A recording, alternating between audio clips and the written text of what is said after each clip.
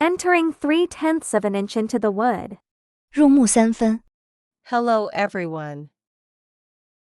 What if I told you a story about ink that went too deep, so deep it changed how an entire culture talks about skill? More than 1600 years ago, a boy in ancient China fell in love with something simple, a brush, some ink, and a blank surface. His name was Wang Shiji, and he would become the greatest calligrapher in Chinese history. But no one is born great. At age 7, Wang began his training. Day after day, night after night, he stood by the pond behind his house and practiced. He wrote the same characters over and over. He was never satisfied. If a stroke was weak, he did it again. If the ink ran dry, he ground more. The water in that pond turned completely black from all the ink he washed from his brush. People started calling it the ink pond. Can you imagine that? That was just the beginning.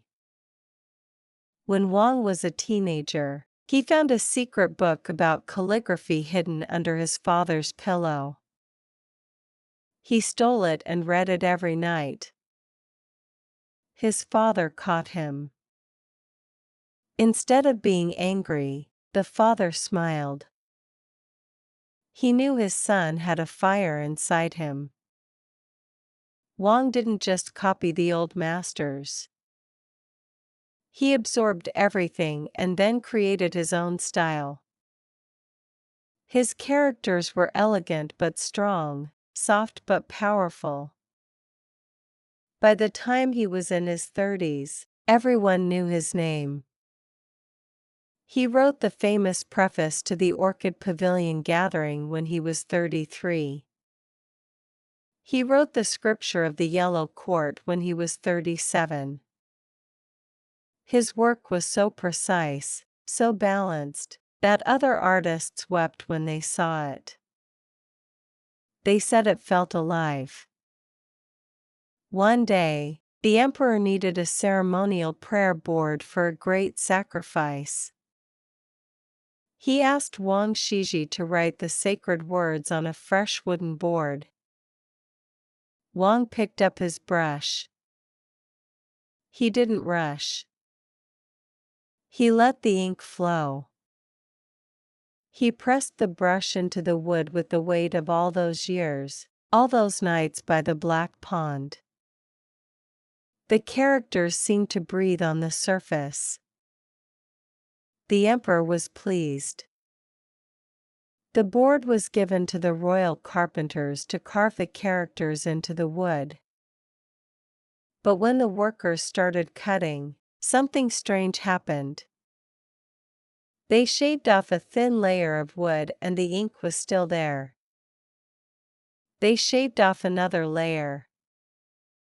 Still there. They cut deeper and deeper. They had to remove almost a full centimeter of solid wood before they reached clean wood without ink. The ink had sunk into the wood itself. The words had entered the wood. The carpenters stared at each other in disbelief. They said, "This general writes so hard his ink enters the wood 3/10 of an inch." That phrase stuck. Enter the wood 3/10 of an inch. In Chinese, we say Rumu San Fen.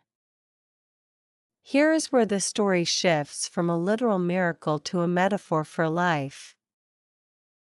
Because Wang Shiji was not just pushing ink into wood. He was pushing his soul, his focus, his decades of lonely practice into every single movement. That is why the ink went deep. That is why his characters didn't just sit on the surface. They penetrated. Now think about your own life. Are you just skimming the surface? Are you doing things halfway, waiting for the next task, never really pushing down into anything? The lesson is not about calligraphy. It is about depth. It is about the weight you bring to your words and actions. When you speak, do you just make noise or do you say something that leaves a mark? When you work, do you just show up or do you carve something into the world that cannot be easily wiped away? This is why we still use the phrase "入木三分" today. It doesn't just mean strong handwriting anymore. It means penetrating analysis. It means a performance so real it hits your bones. It means criticism so accurate it stings. It means love so deep it changes you. His analysis was really penetrating. Her portrayal of that character was so powerful it was penetrating. The writer's critique cut deep. That is the feeling. It is the opposite of shallow. It is the opposite of fake. Wang Shiji didn't need a loud voice or a big show. He had something far more powerful. He had the power of accumulation. One drop of ink, one stroke, one day at a time. And after thousands of days, those drops turned into a force that could sink through solid wood. So as you go about your week, ask yourself this. What are you sinking into? What are you doing today that will still be visible a centimeter deep next year? Are you skimming or are you carving? Don't just write on the surface of life. Pick up the brush. Press down. Let the ink go deep.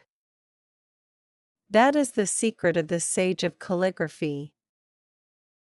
That is the secret of 入木三分. Make your mark. Thanks for watching. Don't forget to like and subscribe for more stories that teach you English and a little bit about how to live. See you next time. 下集请移步主页观看。